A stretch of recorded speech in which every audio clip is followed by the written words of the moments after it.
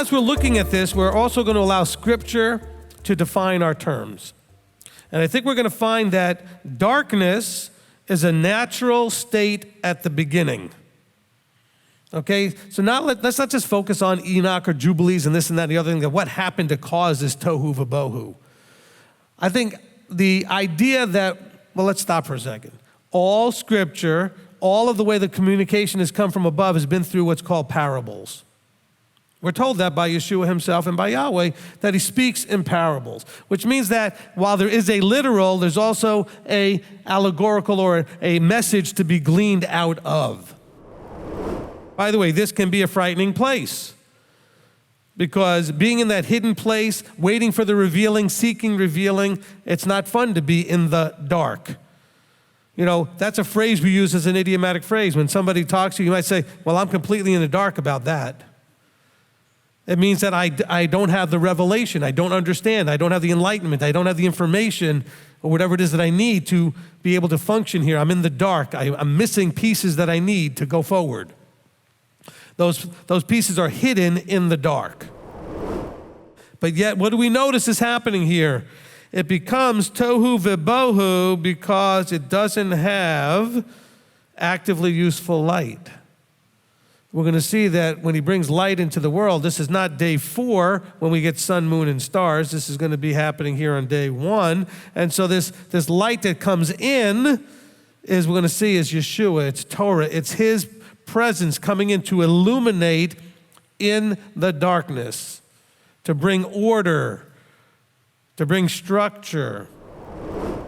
You know, there's a rule called the rule of first mention. In the rule of first mention, the Jews that they've studied the word for thousands of years, literally, have identified that you can learn much, if not most, of the things that you need to learn about anything in Scripture by seeing where it's first mentioned. That he teaches us a tremendous amount about each thing the first time he mentions it. So this is the first time he's mentioning day and night. It's the first time he's mentioning light and darkness.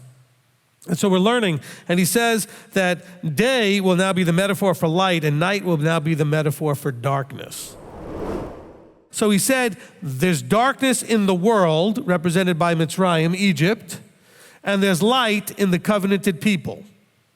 Because remember, later we're going to see there's verses, I think we'll cover it, where it says that, you know, you're a light on the hill. You're a city to be as a light on the hill. And that light is to be a light to the world. This is the purpose of the nation of Israel. Just like in Genesis 1, he brings light into the world, into the creation. He now has a people designed to be a light, to exemplify his teachings and instructions, his order, his structure, his processes. What great nation is there that has all of this great stuff that I'm sharing with you today? And that was all of it.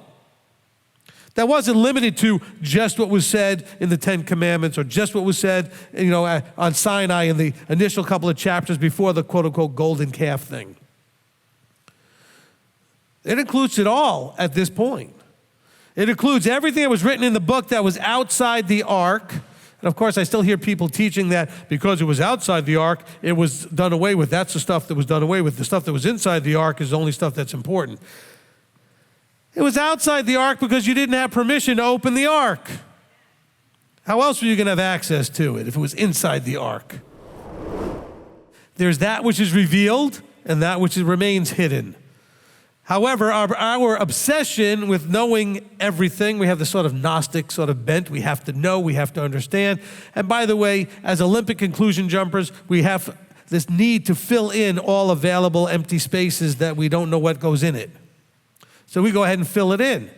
So since we have not seen his form, we're going to go ahead and make a form. We're going to attribute a form to him. We have to have something to fill in that space. Elohim is going to be in a place that is hidden. Not that he's going to be in sin. Let's remember, darkness has different metaphors, but he's also in a place that is hidden to be revealed.